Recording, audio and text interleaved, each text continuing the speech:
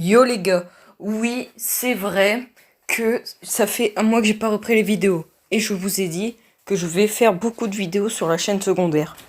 Ouais, c'est normal, car sur la chaîne principale, je suis en train de préparer une énorme vidéo spécialement en animation. Et c'est compliqué l'animation, du coup je pouvais pas entre deux faire des vidéos sur la chaîne secondaire. Mais là, vu que la vidéo en animation va prendre énormément de temps, je vais faire beaucoup de vidéos sur la chaîne secondaire. D'ailleurs, je vais faire une vidéo sur ma chaîne principale pour dire que je serai plus actif sur celle-là. Sur ce, commençons. Le premier Resident Evil, sorti en 1997 sur la première PlayStation, puis ensuite il y a eu des remakes ou des reportages. Aujourd'hui, je vais parler que celui sur PlayStation 1, celui que j'ai joué. Alors, avant, je vais vous dire 2-3 informations sur le jeu. Du coup, ce jeu est un survival horror. Je suppose que tout le monde connaît la saga Resident Evil en général. Et le Resident Evil 1 a eu beaucoup de versions.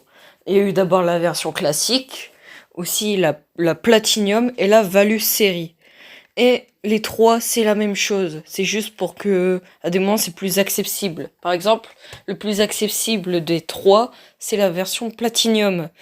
Et aussi, il y a eu une autre version, mais qui est plus fait par Capcom.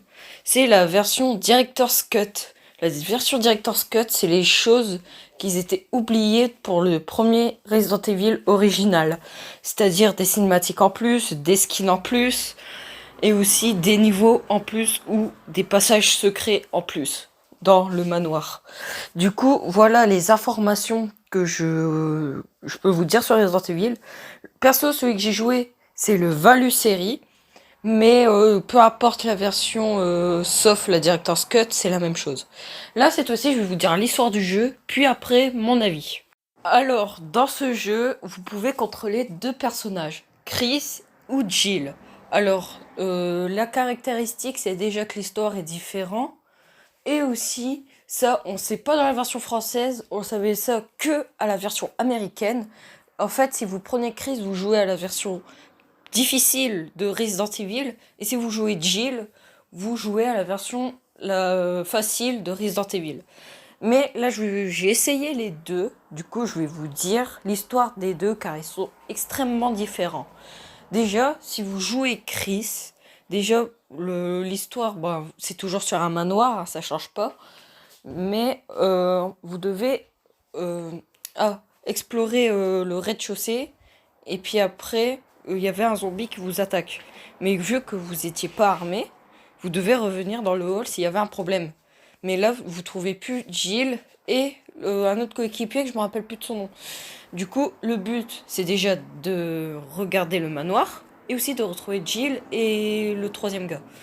Et puis, l'histoire de Jill, c'est toujours sur le manoir, sauf que cette fois-ci, c'est qu'on retrouve pas Chris et qu'on joue les deux personnages qui étaient disparus quand vous jouez avec Chris.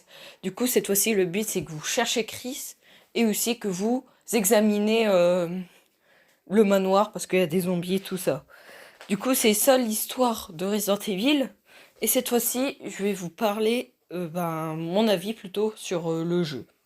Perso, j'ai bien aimé ce Resident Evil. Bon, après, j'ai jamais joué. C'est mon premier Resident Evil plutôt. Du coup, c'est genre, si je compare le 1 et le 7, certes, il y a une différence. Mais perso, je trouve que c'est un très bon jeu. Bon, après, il y a quand même des défauts et des trucs qui ont un peu mal vieilli par rapport à avant. Comme par exemple la maniabilité, vu que c'est sur PlayStation et que c'est l'un des. Pas les premiers jeux, mais 1997, il n'y avait pas des joysticks, c'était à la croix directionnelle. Et à la croix directionnelle, c'est assez compliqué de jouer. Du coup, c'est assez dur de contrôler les personnages. Après, en termes de frissons, bon, là c'est normal, mais vous avez pas de frissons dans le premier Resident Evil, car c'est un ancien jeu, du coup c'est normal que n'ayez pas peur, parce que à des moments ça se voit que c'est assez prévisible, parce que vu que vous suivez pas le personnage, c'est que sur des angles de caméra, genre c'est que fixe, on voit juste d'autres personnages bouger ou les ennemis, voilà quoi, ça ne fait pas vraiment peur parce qu'on s'y attend un petit peu et aussi que la musique change quand il y a un ennemi. Du coup, voilà. Après, il y a... Sinon, à part ça, le jeu, c'est un bon survival horror. C'est pas mon premier survival horror. Mon premier, c'était The Last of Us. Du coup, je savais un peu quoi m'y attendre. Comme par exemple les balles qui sont assez limitées. Genre, quand vous commencez le jeu, vous avez 15 balles plutôt. Mais entre deux, vous pouvez trouver d'autres armes comme un fusil à pompe, tout ça. Mais ça, c'est en fonction de l'aventure. Mais quand vous avez plus de balles, là, franchement, faut que vous courez.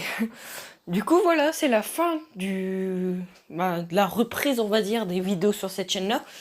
La prochaine vidéo, ça va être sur la saga Uncharted. Et peut-être que je ferai God of War ou The Last of Us. Mais après, je pense que je vais faire aussi un peu des licences Nintendo. Parce qu'il y en a pas vraiment sur la chaîne là. Alors, normalement, c'est pour tous les jeux de plateforme, tout ça. Enfin, bref, on se retrouve à la prochaine vidéo. Ciao les gars!